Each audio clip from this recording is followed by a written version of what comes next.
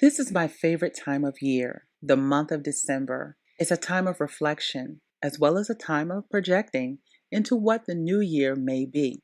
But one of the things we should always be able to think about, not just during December, but throughout the entire year, every day, is the greatest gift. This free gift, this great, awesome gift that was given to mankind. This is the time you can definitely focus on that gift. It's a gift called love. And how was that love personified? It was through a man named Jesus who came into this world, God's only Son. He gave his Son for us, for you and I. And what we will do is venture throughout the book of Luke during the month of December, the first 25 days, and we will look at the life of this wonderful man named Jesus and remember his love, the greatest love of all.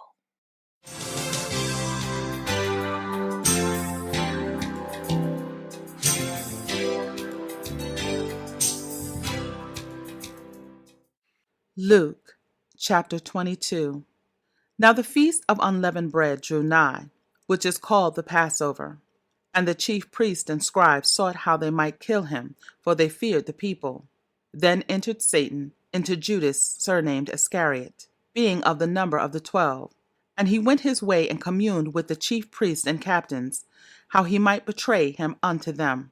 And they were glad, and covenanted to give him money. And he promised and sought opportunity to betray him unto them in the absence of the multitude. Then came the day of unleavened bread, when the Passover must be killed. And he sent Peter and John, saying, Go and prepare us the Passover, that we may eat. And they said unto him, Where wilt thou that we prepare? And he said unto them, Behold, when ye entered into the city, there shall a man meet you, bearing a pitcher of water. Follow him into the house where he entereth in. And ye shall say unto the goodman of the house, The master saith unto thee, Where is the guest chamber, where I shall eat the Passover with my disciples? And he shall show you a large upper room furnished, there make ready. And they went and found as he said unto them, and they made ready the Passover. And when the hour was come, he sat down, and the 12 apostles with him. And he said unto them, With desire I have desired to eat this Passover with you before I suffer. For I say unto you, I will not any more eat thereof until it be fulfilled in the kingdom of God.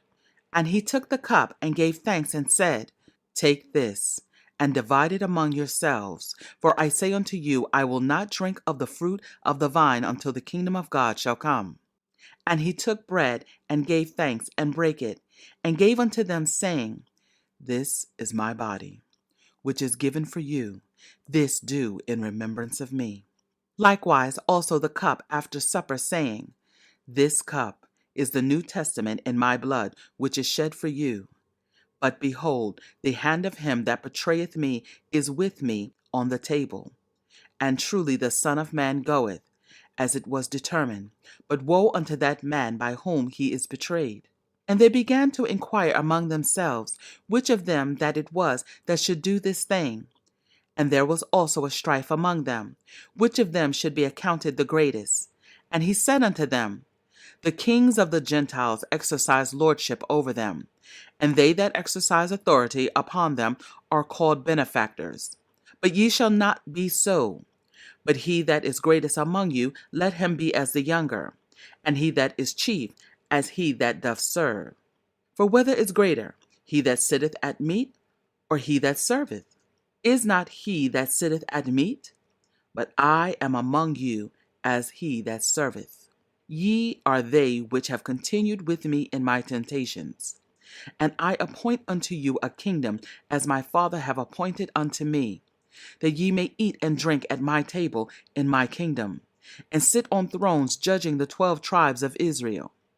And the Lord said, Simon, Simon, behold, Satan hath desired to have you, that he may sift you as wheat. But I have prayed for thee, that thy faith fail not. And when thou art converted, strengthen thy brethren. And he said unto him, Lord, I am ready to go with thee, both into prison and to death. And he said, I tell thee, Peter, The cock shall not crow this day, before that thou shalt thrice deny that thou knowest me. And he said unto them, When I sent you without purse and scrip and shoes, lacked ye anything? And they said, Nothing. Then he said unto them, But now, he that hath a purse, let him take it, and likewise his scrip. And he that hath no sword, let him sell his garment, and buy one.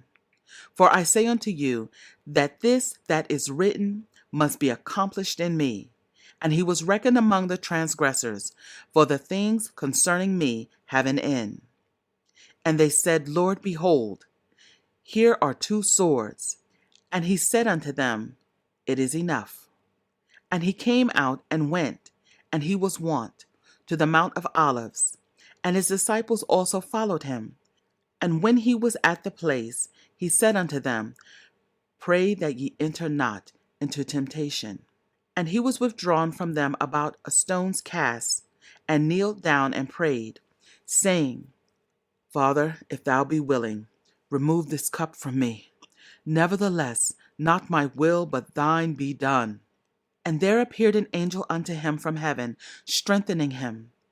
And being in agony, he prayed more earnestly, and his sweat was as it were great drops of blood falling down to the ground. And when he rose up from prayer, he was come to his disciples, and he found them sleeping for sorrow, and said unto them, Why sleep ye? Rise and pray, lest ye enter into temptation. And while he yet spake, behold, a multitude, and he that was called Judas, one of the 12, went before them, and drew near unto Jesus to kiss him. But Jesus said unto him, Judas, betrayest thou the Son of Man with a kiss? When they which were about him saw what would follow, they said unto him, Lord, shall we smite with a sword? And one of them smote the servant of the high priest, and cut off his right ear. And Jesus answered and said, Suffer ye thus far. And he touched his ear, and healed him.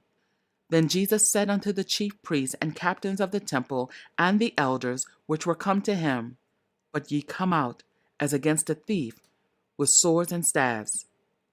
When I was daily with you in the temple, ye stretched forth no hands against me. But this is your hour, and the power of darkness. Then took they him, and led him, and brought him into the high priest's house. And Peter followed afar off. And when they had kindled a fire in the midst of the hall, and were sat down together, Peter sat down among them. But a certain maid beheld him as he sat by the fire, and earnestly looked upon him, and said, This man was also with him.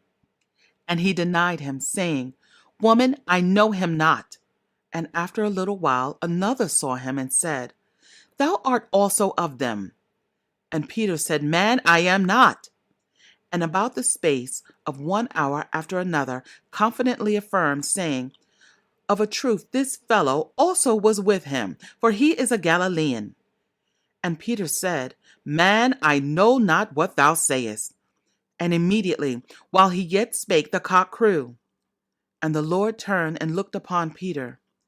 And Peter remembered the word of the Lord, how he had said unto him, Before the cock crow, thou shalt deny me thrice. And Peter went out and wept bitterly. And the men that held Jesus mocked him and smote him.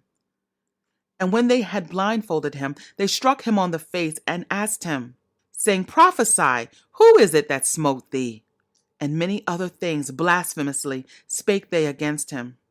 And as soon as it was day, the elders of the people and the chief priests and the scribes came together and led him into their council, saying, Art thou the Christ? Tell us. And he said unto them, If I tell you, ye will not believe. And if I ask you, ye will not answer me, nor let me go. Hereafter shall the Son of Man sit on the right hand of the power of God. Then said they all, Art thou the Son of God? And he said unto them, Ye say that I am. And they said, What need we any further witness? For we ourselves have heard of his own mouth. Luke chapter 22.